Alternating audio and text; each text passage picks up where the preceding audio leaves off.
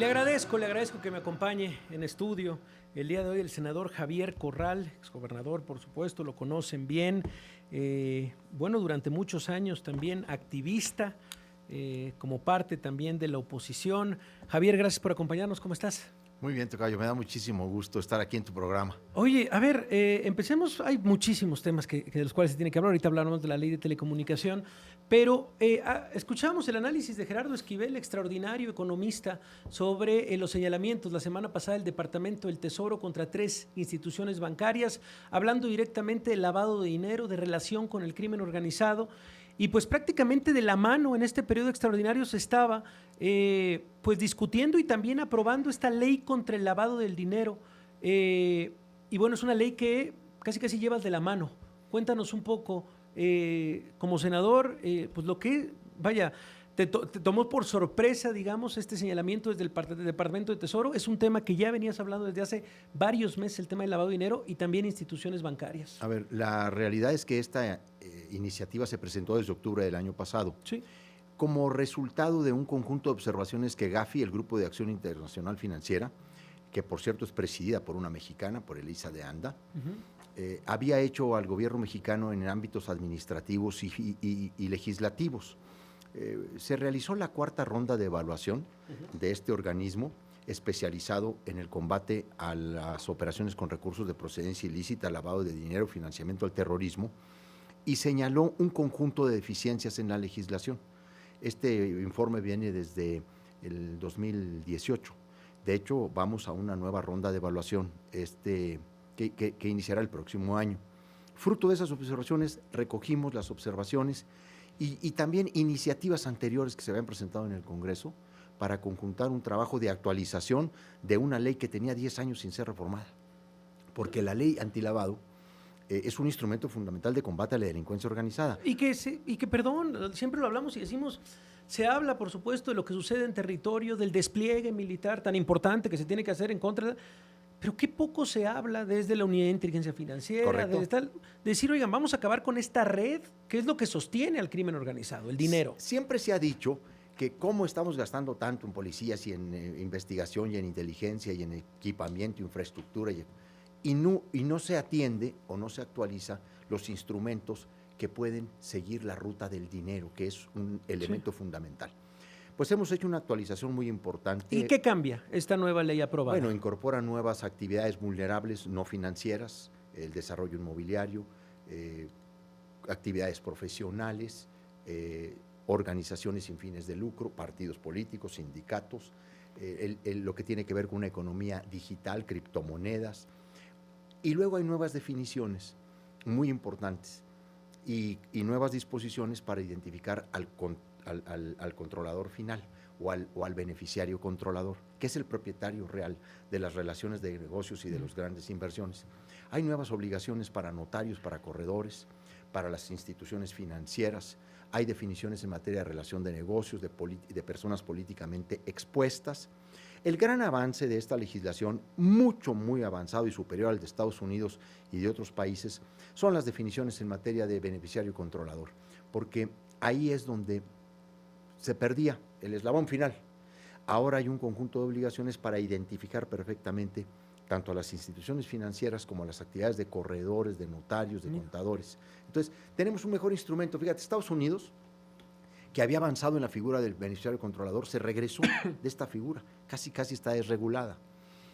Muy endeble, muy magra la legislación en Estados Unidos sobre actividades actividades vulnerables no financieras, porque ellos andan con el tema de las criptomonedas y todo eso, ¿no? Y entonces hay una especie de ahí de protección. México ha dado un paso muy importante, no hay duda que Gafi nos va a poner palomita con esta actualización de la ley antilavado. Nos va a permitir un combate más efectivo del delito de lavado de dinero, que es el principal instrumento del crimen organizado.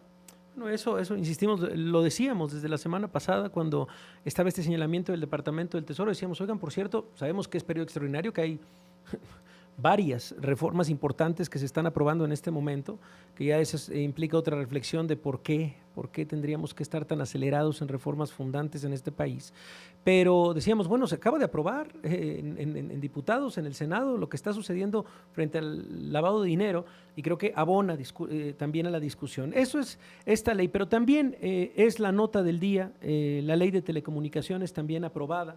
Es tu tema, Javier, desde hace muchísimos años, el tema de la ley de telecomunicaciones.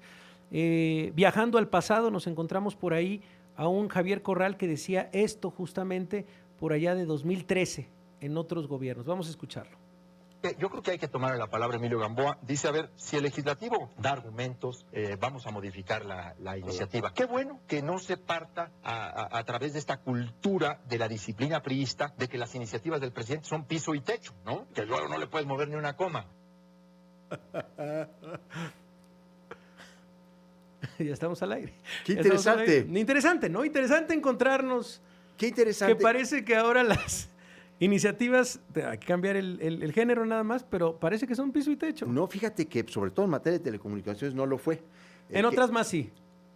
No, sí han tenido modificaciones, o sea, no se salen tal cual. A ver, yo de entrada voy a coincidir contigo en que a mí las prisas en lo legislativo nunca me han gustado. Los métodos de fast track yo siempre les he tenido mucha desconfianza, ¿no? Porque las bolas rápidas llevan hasta errores, no tanto malas intenciones, sino incluso errores.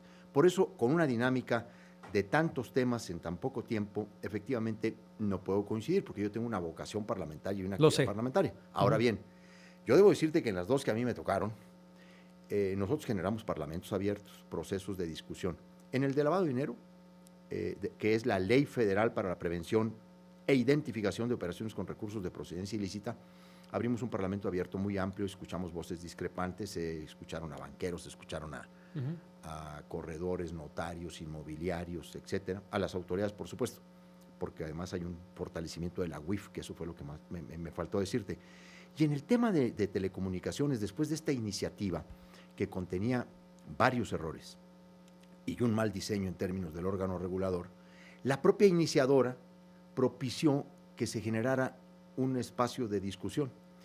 Y además es un proceso que debiera servirnos como referente, pues de esto que estamos comentando, ¿no? Un referente de que escuchar al otro, de que el intercambio de opiniones pueden enriquecer las cosas y se logra un mejor producto. Y yo creo que es lo que hemos hecho, pues hicimos 5 conversatorios, escuchamos 89 especialistas y ellos habrán de reconocerse, muchos de ellos, si no digo yo la mayoría, en el propio dictamen, porque se hizo ahora sí lo voy a decir, pues se hizo una cirugía mayor a la iniciativa presidencial y no solamente reconfiguramos el órgano regulador, la distribución de atribuciones. Eso fue lo principal, ¿no? O sea, si el órgano regulador se crea esta nueva comisión, digamos, esta nueva comisión, aunque sigue dependiendo de la propia agencia digital, ¿verdad? Sí, vamos a decir que es un poco aquel modelo, recordarás tú, de Cofetel, cuando estaba escrita la Secretaría de Comunicaciones y Transportes dentro del Ejecutivo. Esto tiene que ver, pues, con la extinción del IFT en diciembre del año pasado, ¿no? ¿A la que te opusiste? Sí, yo mostré mi desacuerdo y efectivamente pues tuve que votar en contra de esa decisión. Tuve el respeto y la comprensión, pues no solamente del grupo parlamentario, de la propia presidenta, porque además yo lo había hablado con la doctora. Bien. Nos quedamos con esto, vamos a una pausa y regresamos, seguimos hablando con el senador Javier Corral.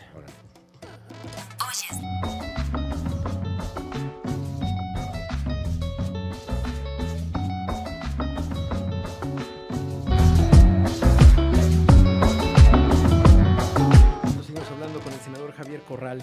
Y bueno, pues hablábamos también, Javier, de lo que el día de ayer la propia oposición acusaba a Morena y aliados de imponer un estado de espía a través de leyes que facultan a instancias de seguridad y protección de justicia a solicitar la geolocalización de ciudadanos sin mediar orden judicial.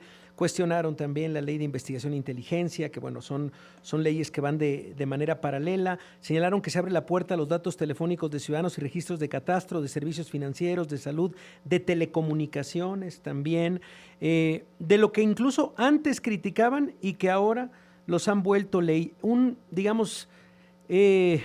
avalancha digamos, de leyes que podría ser el Big Brother de la 4T, Javier? Mira, hay una magnificación en el discurso opositor, no solamente sobre las iniciativas, incluso sobre los dictámenes. Y hay un afán de distorsionar. Y yo ya, francamente, he visto a varios legisladores contar francas mentiras en el Pleno, en materia de telecomunicaciones. Y quiero plantear el tema de telecomunicaciones porque fue el que más, de manera directa, más estuve presente, más participé. Debo decirte que la oposición, el PAN y el PRI, se quedaron al final de todos los cuestionamientos, de todas las observaciones, de todas las preocupaciones, con 2 artículos. El de la suspensión precautoria de transmisiones en radio y televisión por violación a los derechos de las audiencias, ¿Sí? Y el de la geolocalización en tiempo real de dispositivos móviles. Esos son los 2 argumentos para no solamente no acompañar el proceso, sino votarlo en contra. ¿Y qué decir sobre eso? A ver, primero, estas disposiciones tienen en nuestro país vigentes 10 años. Uh-huh. La geolocalización en tiempo real, Javier, Eso no significa que estén bien. Bueno, yo creo que ahora son más necesarias y creo que están bien. Yo creo sinceramente que el reto mayúsculo que tiene no solo el gobierno, sino la sociedad, es enfrentar el problema de la inseguridad, de la violencia, de la criminalidad, la delincuencia organizada. Y ahí todos tenemos que colaborar. Y este artículo está inscrito en un capítulo de colaboración con la seguridad y la justicia, que efectivamente ha demostrado su eficacia práctica. Tanto la Fiscalía General de la República como las comisiones estatales de búsqueda han confirmado la eficacia práctica de esta geolocalización en tiempo real en materia de delitos de alto impacto como son el secuestro y la desaparición, Javier. ¿Sin orden judicial? No, hay un control judicial posterior. Dice el artículo, tanto la ley vigente como la nueva, porque se reprodujeron exactamente los mismos términos, los 2 textos, los 2 artículos que están en la Ley Federal de Telecomunicaciones pasaron a esta ley en materia de telecomunicaciones y radiodifusión, en sus mismos términos. ¿Y cuáles son los términos? Dice que la autoridad competente podrá solicitar a un operador de telecomunicaciones la ubicación geográfica de un dispositivo móvil en los términos de la legislación aplicable. Muy bien. ¿Cuál es la legislación aplicable? Pues la que existe en derechos humanos, la que existe en datos personales y la que existe en autorización judicial. Así es. El artículo 303 del Código Nacional de Procedimientos Penales señala con toda claridad que el Ministerio Público le solicita inmediatamente a un operador la ubicación geográfica, pero luego tiene que ser confirmada esa solicitud con un juez de control, esa autorización. A ver, preguntémonos en serio. Si para hacer una geolocalización en tiempo real tenemos que tener una orden judicial previa. Esto sería realmente un contrasentido. Pero también lo que han planteado diferentes organizaciones es, bueno, por supuesto que ningún narcotraficante o un líder de alguna esfera criminal va a estar o va a registrar su teléfono con su nombre o bajo cualquier... Pero esas extrapolaciones y esos ejemplos son verdaderamente asombrosos, ¿no? Porque no estamos hablando de un capo narcotraficante, pues estamos hablando de redes de sicarios, de halcones, de contadores, de financieros, de redes que animan al narcotráfico, que lo apoyan, que lo organizan, que lo operan, y son miles de personas. A ver, una persona, yo he visto no solo a ciudadanos comunes y corrientes, ¿no? Sino a varios actores políticos. Vamos a escuchar justamente lo que decía Luisa María Alcalde hace como 10 años, hablando del tema de la geolocalización. Vamos a escucharla hoy, por supuesto, presidente de Morena. Y séptima, la cereza del pastel, colaboración con la justicia. Recordarán que cuando Peña presentó su iniciativa, la sociedad reaccionó indignada al saber que permitirían que cualquier instancia de seguridad y procuración de justicia pudieran brincarse la Constitución y ordenar la geolocalización en tiempo real, el bloqueo de señales y el almacenamiento de datos personales sin mediar una investigación previa ni requerir la autorización de un juez. Se escuchaba indignada. Bueno, pero no solo, a ver, el control judicial se estableció, como te lo acabo de señalar, en el artículo 303 del Código Nacional de Procedimientos Penales. Esta disposición bajo incluso esta misma preocupación, un poco en estos términos, distintas organizaciones y activistas la llevaron a que la revisara la Suprema Corte de Justicia de la Nación mediante un juicio de amparo indirecto. La Corte ratificó la constitucionalidad de esta medida, de esta disposición legislativa, y la circunscribió precisamente en el ámbito de la seguridad pública, de la colaboración con la justicia, de delitos tan trascendentes como es el secuestro y como es la desaparición. Estamos ante una circunstancia, un reto extraordinario para el Estado. Sí. A ver, necesitamos, sinceramente lo digo, estoy convencido de lo que estoy diciendo, revisar estas posiciones a la luz de la eficacia que han tenido. Yo te puedo decir abiertamente, yo en el 2014 tenía dudas sobre este tema. Hoy estás convencido. Yo estoy convencido de dos cosas. De que la orden judicial previa es muy complicada. A ver, nunca conseguiríamos salvar la vida de una persona secuestrada o no colaboraríamos con uno de los delitos de mayor impacto y tragedia en nuestro país, que es la desaparición.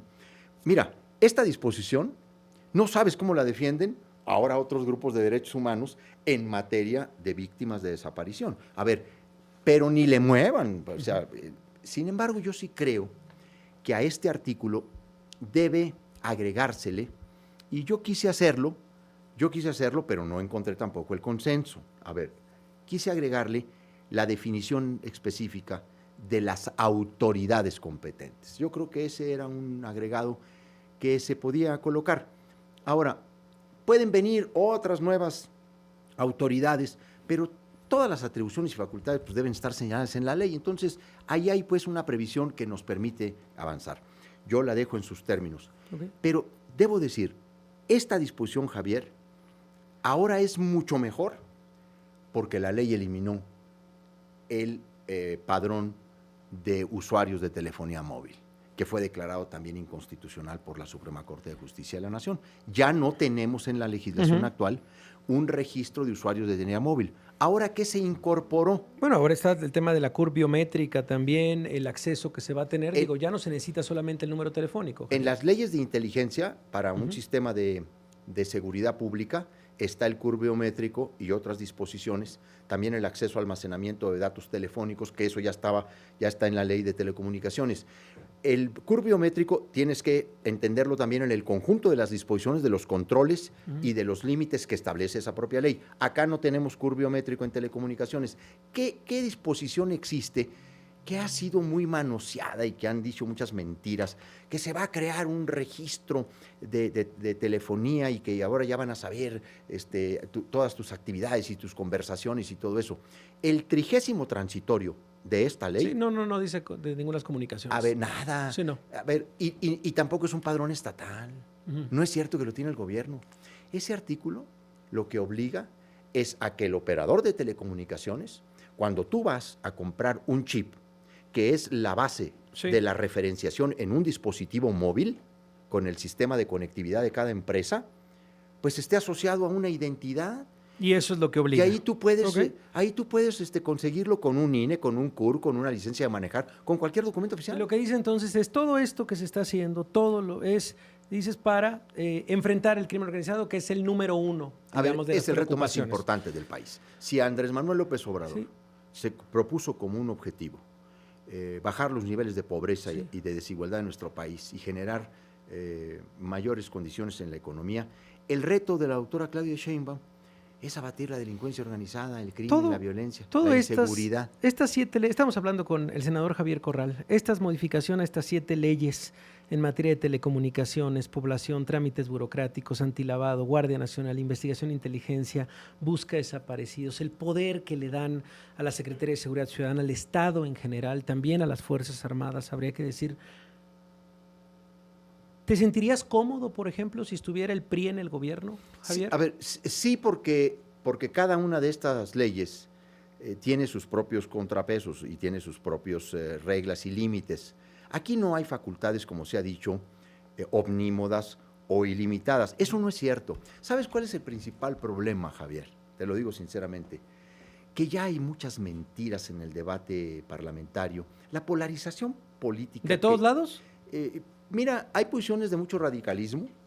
La oposición, entiendo también que están enfadados y muy enojados pues, porque hay procedimientos muy rápidos y poco tiempo a veces hasta para discutir las cosas. Pero eso no debiera llevarlos a mentir.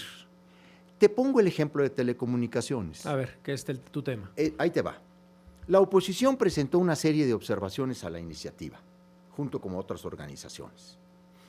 Prácticamente se atendieron todas. Todas. Con excepción de estos dos últimos temas, que ya era como una necedad, porque han pasado de la magnificación a la tosudez. Bueno, reconocieron el avance en principio, ¿no? Y dijeron, reconocemos que esto cambió. Y en las comisiones se abstuvieron, pero incluso anunciaron que podían votar a favor si se le agregaba al tema de colaboración con la justicia un asunto y se eliminaba la atribución de suspender temporalmente transmisiones por violaciones a los derechos de audiencia. En ese tema no se pudo ceder en las audiencias porque eran los objetivos fundamentales de la iniciativa, recuperar los derechos de las audiencias. Y entonces ya se iban a quedar en la abstención, pero como tenían que entrar al discurso completo del espionaje y de todo eso, se regresaron al voto en contra. Y para poder justificar el voto en contra, volvieron a volvieron a la mordaza, a la censura, a la espía y a todo. A ver, esa parte, te lo digo sinceramente, me gustaría hacer esa reflexión.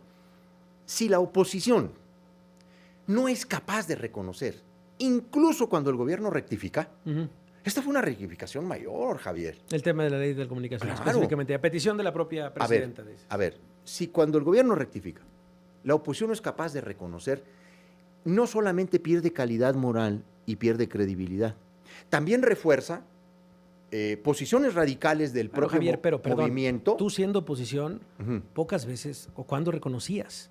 No, a ver, en el sexenio de Peña Nieto. Nosotros reconocíamos lo que estaba bien y lo que... ¿Sí? Sí, claro, a ver. No, yo nunca he tenido posiciones absolutas o de blanco y negro. Yo siempre he dicho, por estas razones, mi voto es en abstención, por estas razones, mi voto es en contra. A ver, es muy... O sea, lo que dices es subamos el nivel parlamentario. A ver, hay que subir también, el nivel. Tanto en diputados como en senadores, tanto de Morena y aliados como de la oposición. A ver, Morena tiene también, mi estimado Javier, un gran reto. Morena tiene también el reto de hacer más política. Y ahorita estamos todavía con la copa rebosante, ¿no? Porque hay mucha definitividad. Nos creemos definitivos en el grupo parlamentario de Morena. Y aquí ¿Se creen eternos también? No lo sé, pero sí veo en algunos momentos como decir, no necesitamos a nadie, aquí nosotros solos podemos. Y eso no es cierto. En las pretendidas definitividades de personas o de instituciones se anida el germen de todos los colapsos del poder, porque en política no hay espacio ganado para siempre, ni hay dogmas. ¿Y te sientes escuchado dentro de Morena? Bueno, mira, yo quiero decirte que la doctora, en el tema de telecomunicaciones, escuchó, debatió, preguntó, repreguntó, y yo creo que más que yo, la sociedad mexicana y los grupos que mostraron preocupaciones deben sentirse escuchados por la presidenta de México. No quiero cerrar esta conversación tampoco preguntándote y quiero detenerme rápidamente, tenemos pocos minutos, pero era importante también hablar del caso de César Duarte. Ha sido un tema dentro de la semana también. Esta no exoneración, hay que decirlo, porque ha sido claro en distintas entrevistas, a ver, no están diciendo que es inocente. Más bien lo que faltó fue información que se negó a dar el gobierno de Chihuahua directamente de parte de la gobernadora Maru Campos. Esa es la postura. ¿Cómo han avanzado en los días este litigio también? ¿Y qué va a pasar? Digamos, ¿cuál es el proceso legal siguiente? Porque sé que es una batalla que no vas a dejar, Javier. Nunca, porque tiene que ver con una de las principales exigencias que yo recibí en la campaña para ser gobernador de Chihuahua. Llevar ante los tribunales a un vulgar ladrón que saqueó al Estado, que lo dejó en bancarrota, que hizo de la corrupción una fórmula y un modus operandi permanente. Estamos ante el mismo cínico de hace 10 años, el mismo cínico que es capaz de mentir de esta forma. Sí. Dijo que la transferencia que había hecho un banco por 65 millones de pesos para hacerse socio mayoritario del Banco Unión Progreso no lo había leído, que no sabía lo que había firmado. Ese mismo es el que ha salido ahora a decir que en Estados Unidos lo exoneraron y que lo absolvieron. No hubo ninguna acusación penal, ni fue una investigación. Fue una demanda civil a partir de la contratación que el gobierno de Chihuahua, bajo mi administración, hizo de un despacho de abogados en Estados Unidos, en Houston, en Texas, para recuperar activos que este vulgar ladrón compró con el dinero que se robó. Nosotros le presentamos al despacho, a través de la Fiscalía General del Estado, la ubicación de 12 propiedades. Este despacho, que es el que recuperó propiedades en Veracruz con el otro Duarte, el otro...